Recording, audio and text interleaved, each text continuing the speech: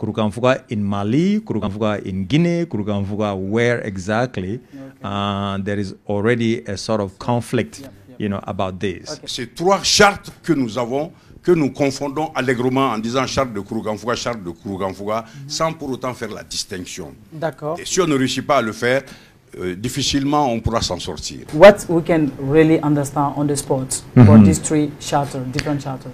So when we say Kurukanfuga, the matters related to Mande were discussed, adopted in Kurukanfuga.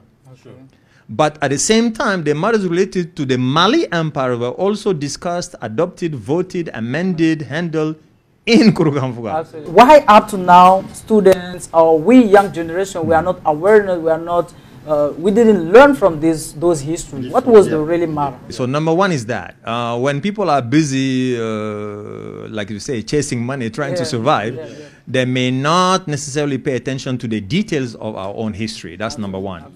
But secondly, it's not that the sources or the documents are not available. They are. Okay. And it's not that historians have not written or commented about this. No, you have plenty of documents, archaeological matter, publications, research, seminars, and all that on Kurukanfuga, and in all languages. But if you look at the sources that have been identified and classified by UNESCO in General History of Africa, the collections, we are already, with a lot of things that are available since the 1970s. But in our school system, unfortunately, we have been confronted with a lot of problems. School programs that are not as rich as they should be, having access to documents when you don't have a university library system in place. All this makes the matter much more difficult.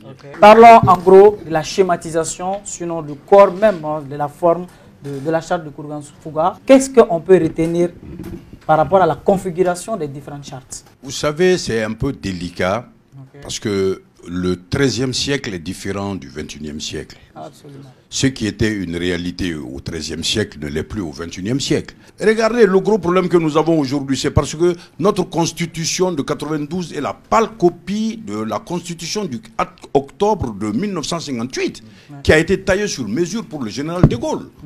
Et c'est avec ça que nous voulons construire notre pays. Ça ne peut pas marcher. Les gens ne se reconnaissent pas dans nos textes.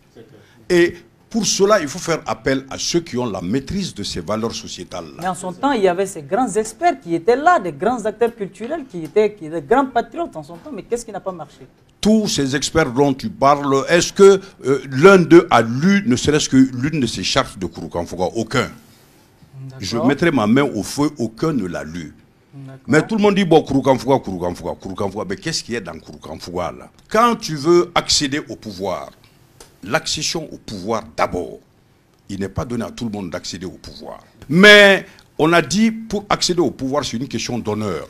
C'est une question de dambé, c'est une question de légitimité, c'est une question d'intégrité, c'est une question de patriotisme. C'est vrai. Et moi, je ne peux pas avoir au pouvoir quelqu'un qui a une double nationalité. Parce que les chefs qui sont là ont une double nationalité.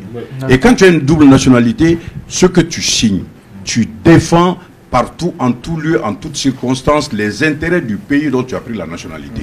L'échec, ça vient d'où? Parce qu'on ne peut pas prétendre avoir toutes ces valeurs intrinsèques propres à nous-mêmes et du jour au lendemain nous imposer d'autres par nous-mêmes.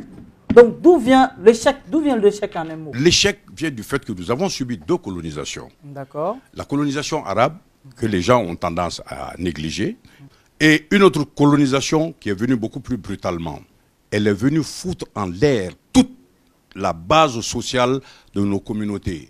C'est-à-dire, la France, quand elle est arrivée, elle a renversé la pyramide sociale.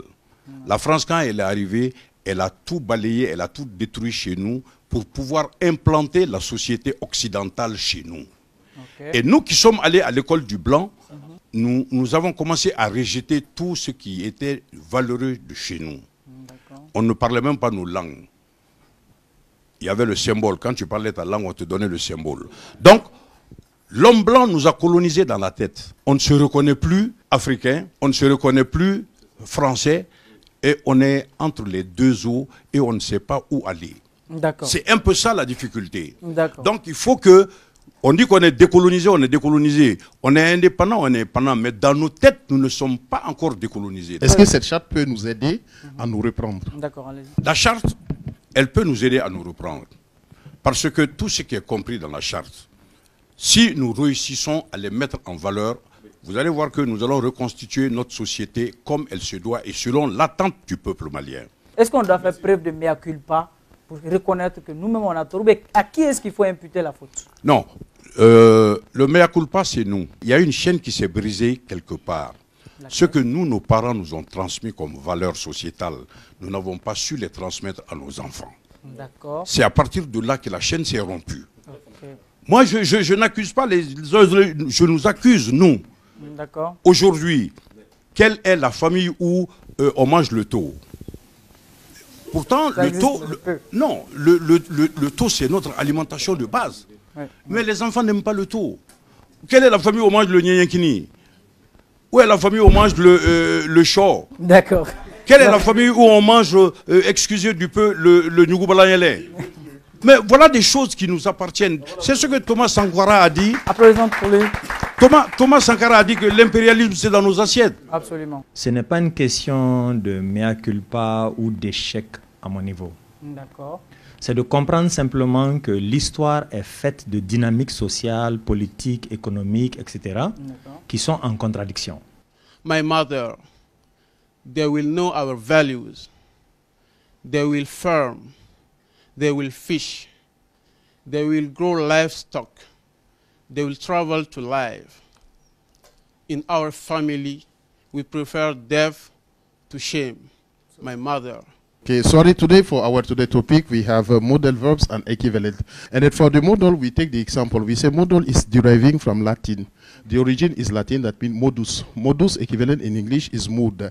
Donc, ce qui veut dire que son équivalent, c'est l'humeur. My question is, did Kurkamfuga Charter write in Bamanaka or in other language?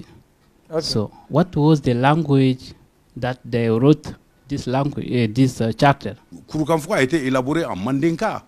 Okay. Et c'est écrit noir sur blanc, ni beni, ni bebo, ni la funyola, ni nyenga, ni mofsa, ni man koroni, ni.